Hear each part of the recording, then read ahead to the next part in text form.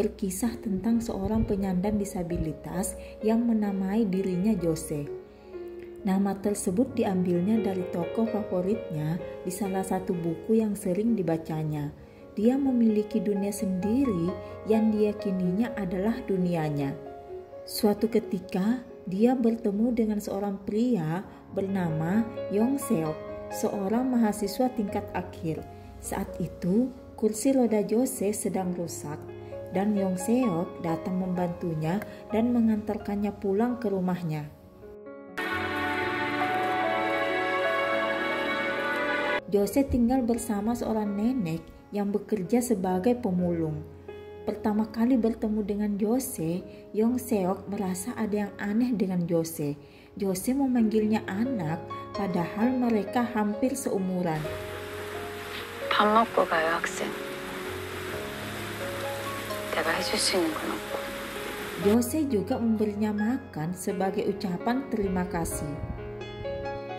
Yong Seok yang penasaran dengan Jose sering menemui Jose dan akhirnya mengetahui Jose sangat senang membaca buku.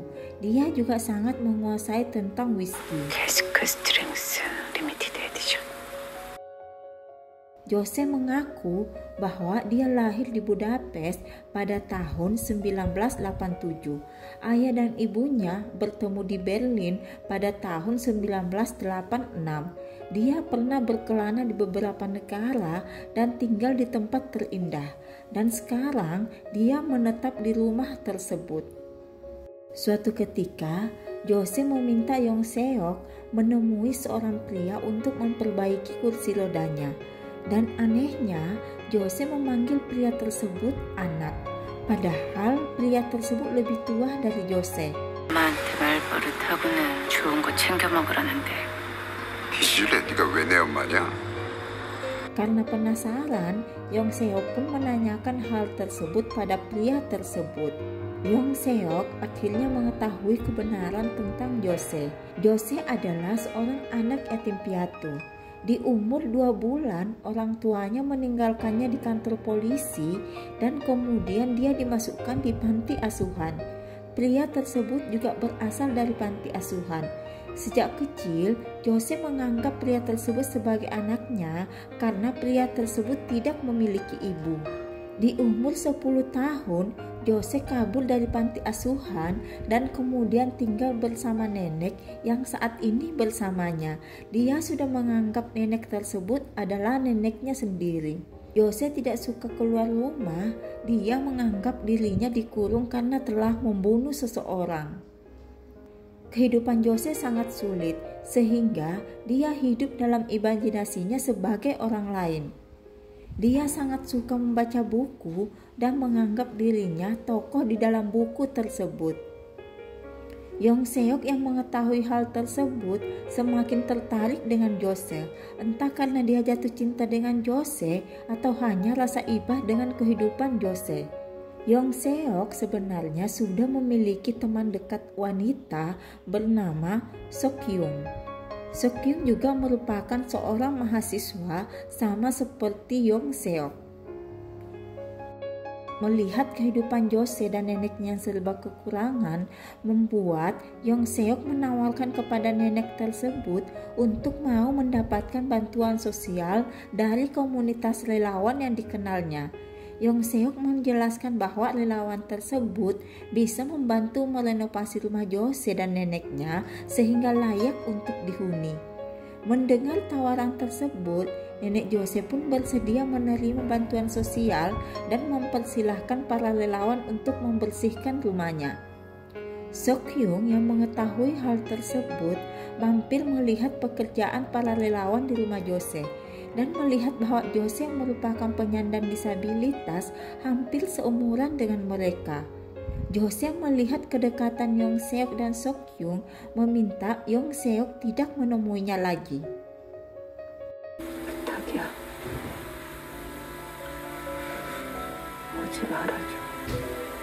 Kisah pun berlanjut. Yong Seok lulus kuliah dan mendapatkan tawaran pekerjaan di Seoul, sehingga dia harus pergi ke Seoul dan memutuskan hubungan dengan Sokyung.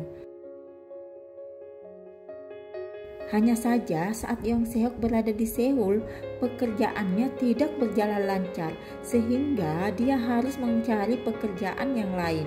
Di tengah keputusasaannya, dia mendengar kabar bahwa nenek Jose sudah meninggal dan sekarang Jose dibantu oleh relawan untuk kehidupan sehari-harinya. Yong Seok yang mendengarkan hal tersebut pergi menemui Jose. Awalnya Jose tidak ingin Yong Seok mengasihaninya. Dia tidak ingin tampak menyedihkan di hadapan Yong Seok dan menyuruh Yong Seok untuk tidak menemuinya lagi. Hanya saja saat Yong Seok pergi, Jose memanggil Yong Seok agar tetap berada di dekatnya karena sebenarnya Jose membutuhkan Yong Seok. Jose jatuh cinta kepada Yong Seok, begitupun Yong Seok yang sudah mencintai Jose sejak lama. Mereka kemudian tinggal bersama. Hanya saja impian mereka berbeda. Jose memiliki dunia sendiri dan suka mengurung diri. Sementara Yong Seok menginginkan kehidupan yang normal seperti orang lain yang memiliki keluarga dan anak, yang membuat mereka harus berpisah. 5 tahun kemudian, Yong Seok kembali bersama Suk Kyung dan berencana menikah. Sementara Jose menjalani kehidupannya sendiri dengan dunia imajinasinya yang membuatnya bahagia. Demikian alur cerita Jose. Terkesan jalan ceritanya menggantung, tapi kita bisa belajar bahwa cara orang untuk bahagia itu berbeda. Bahkan kebahagiaan bisa kita ciptakan dari imajinasi kita tentang kehidupan yang sempurna yang kita jalani bak dunia dongeng, walaupun pada kenyataannya hidup kita terlalu rumit untuk dijalani. Sampai jumpa di next video.